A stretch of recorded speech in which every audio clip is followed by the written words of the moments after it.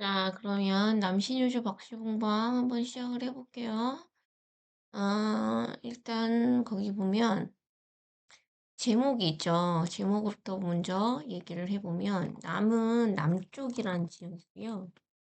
남신의주라는 지역명이 있어요. 지역명이 있고 거기에 박시봉이라는 사람 이름이 있는 거예요. 근데 조심해야 되는 게 화자는 아닙니다.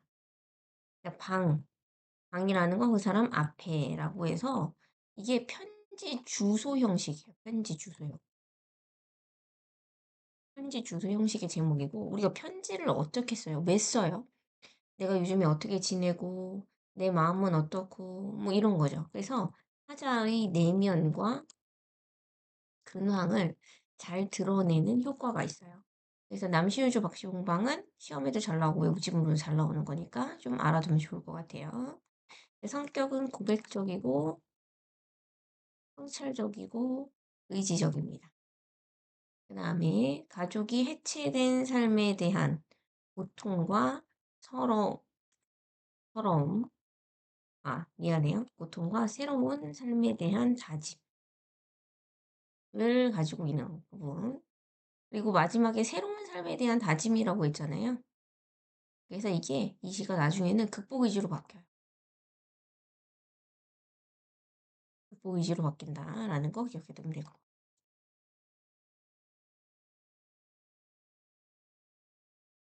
그리고 토속적 소재 있죠. 토속적 소재. 토속적 소재라는 건 향토적 소재예요. 향토적. 시골적 느낌 나는 거. 그리고 저번 시간에 얘기했죠. 이 사람 주로 무슨 방언 쓴다 했어요? 평안도 방언 쓴다 그랬죠. 그리고 편지 형식이라고 그랬어요. 편지 형식. 정확하게는 편지 주소 형식이에요. 빌려서 자신의 근황을 드러내고 있고요. 그 다음에 정서의 변화가 있습니다. 정서 변화가 있다는 것도 수로와의 공통점이고요. 그 다음에 상징적 소재, 갈매나무라는 게 있어요. 화자의 의지를 드러내는 것을 통해서 주제를 형상화합니다. 그 다음에 산문적 서술, 시가 길어요. 그리고 뭐뭐하는 것이었다. 라는 종결 형태가 반복이 됩니다. 그래서 독특한 게 반복이 되거든요. 독특한 리듬감을 형성해요. 이렇게 정리해 주시면 될 것 같고 시 전체적인 내용은 봤고요. 본 볼게요. 어느 사이에 나는 또 아내도 없고 아내도 없네. 그리고 여기 쉼표 계속 보이죠? 쉼표 동그라미. 쉼표 동그라미. 쉼표. 집도 없어져요. 부모며 동생들과도 멀리 떨어져서. 그지? 자, 여기부터 여기까지가 화자의 처지가 드러나 있는 거죠. 홀로 거리를 헤매고 있네요. 그죠? 가족과 떨어져서 홀로 지내고 있고요. 그 다음에 거리에서 헤매고 있는 모습 나와 있죠. 헤매이었다 할 때 이었다. 종결어미가 반복이 되거든요. 그러니까 종결어미가 반복되면 뭐가 반복된다? 가군이와 목군. 이렇게 얘기를 합니다. 바로 날도 저물어서 바람은 더 없어요. 시련과 고난이죠. 바람, 추위 모두 다 마찬가지. 세모 표시되어 있는 애들. 시련과 고난이라는 거 요거 기억해 두시면 될 것 같고요. 점점 더해 오는데 그러면 시련이 어때요? 심화가 되는 거죠. 시련의 심화.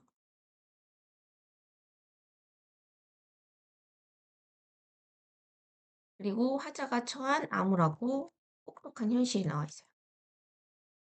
어느 목순의 집에서 이 어느 목수가 박시봉이에요. 박시봉은 집주인이에요. 쉽게 말하면.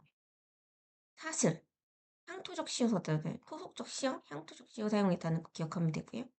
평안도 방어 쓴 거예요. 깐, 한 방에 들어서 쥔을 붙였다. 쥔을 붙였다라는 건 주인을 붙였다. 새 들어 사는 거예요. 새 들어 사는 거. 주인집이 아니야. 박시봉의 집에 새 들어 살고 있는 거야.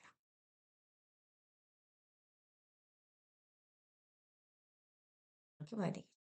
자, 그 다음에 쉼표가 계속 잦은 쉼표가 사용되고 있다라는 거. 요것도 좀 여기에다 정리할게요. 사용도 특징 중에 하나다. 화살표 연결해서. 이러면 운용 효과가 있어요.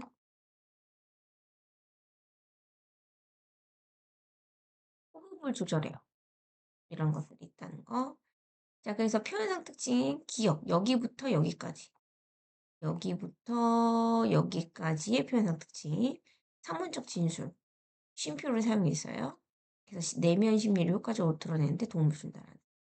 화자가 처한 운명적 상황을 압축적으로 보여준다. 이렇게 했는데 운명적 상황이라는 건 뭐예요? 가족과 떨어져서 홀로 지내고 있는. 자, 그러면 여기까지 정리가 됐고 위로 올라가서 토속적 시어를 사용했다는 거 기억해 두시면 될 것 같고요. 그래서 일행에서 8행은 부모와 형제와 떨어져 어느 목수의 집에서 자, 새 들어 살게 된다. 화자의 정서는 쓸쓸함이죠. 쓸쓸함과 그다음에 상실감. 왜 상실감이냐면 가족과 떨어져 있으니까. 공간의 이동이 있어요. 거리를 헤매다가 방으로 들어갔죠. 방의 의미 별표할게요. 방의 의미. 외로움과 무기력해요. 외로움의 공간, 무기력. 무기력에서 괜히 의미 없는 행동들을 반복합니다. 삶을 선착해요. 삶을 성찰. 성찰. 성찰이라는 단어 자체에는 깨달음이 있어요. 깨달음이 있고, 깨달음이랑 반성. 요런 걸 앞에 성찰이라고 그래요. 운명을 인식해요. 운명을 인식. 나를 이끌어가는 운명. 그리고 인식이 변한다. 인식이 변한다. 절망에서 극복으로 바뀌어요. 이리하여 나는 이 습내나는 춥고 누긋한 방에서 습내나 곰팡이 냄새 나는 좀 축축 차는 방에서 나는 나 혼자도 너무 나 혼자인데 이 혼자가 너무 많은 것처럼 느껴진대요. 무슨 법일 것 같아요? 그쵸? 혼자인데 너무 많아? 역설법이죠. 그지? 그러니까 나 혼자도 감당이 안 돼요. 디롱뱅이, 그 평안도 방언, 토속적 시어, 북독불, 토속적 시어에다가 여기 이렇게 표시해 놓은 거예요. 그나마 추운데 나에게 그나마 위안이 주는 소재는 북독불이에요. 잠겨오면. 불을 폈으니까 재가 있을 거 아니에요. 뜻없이 글자를 써. 그지? 문 밖에 나가지도 않고 누워서 손깍지 벽에를 합니다. ABC. ABC의 행동을 하는 이유는 아무런 이유가 없어요. 무료함, 지루함과 무료함을 달래기 위해서 하는 것.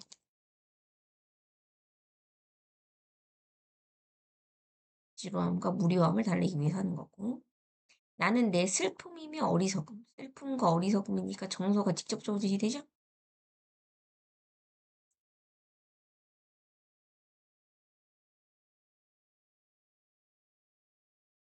소처럼 연하게 새김질이라는 건 소처럼 연하게 새김질한다. 뭐뭐처럼이니까 일단 직유법이고. 새김질이라는 건 조금 약간 더러울 수 있는데 먹은 걸 다시 되씹는 걸 말하는 거거든요. 그러니까 과거를 성찰하는 거. 그거를 소가 새김질하는 거에 나타냈어요. 그래서 자신의 슬픔과 어리석음을 어떻게 하고 있는 거냐면 지금 반성하는 거죠. 성찰하는 거죠. 직유법은. 그래서 성찰을 하는데 성찰의 결과가 어떠냐? 여기. 성찰의 결과가 이 부분이에요. 내 가슴을 꽉 메워올 적이며 뜨거운 것이 괴일적이며 부끄러울 적이며 이렇게 하죠. 뜨거운 것이 괴인데 뭐야? 눈물이야 눈물. 눈물이 괴일적이며 이렇게 있단 말이야. 그럼 무슨 법이랑 무슨 법 쓸 수 있어? 그치? 열거법이랑 대꾸법 쓸 수 있죠. 그 다음에 그래서 여기다가 열거도 좀 써주면 되고 그래서 결국 성찰을 하면서 느낀 정서는 부끄러움의 정서죠. 성찰의 결과는. 그지? 내 슬픔과 어리석음에 눌리어. 내 슬픔과 어리석음은 추상적 대상이에요. 거기에 어떻게 했어?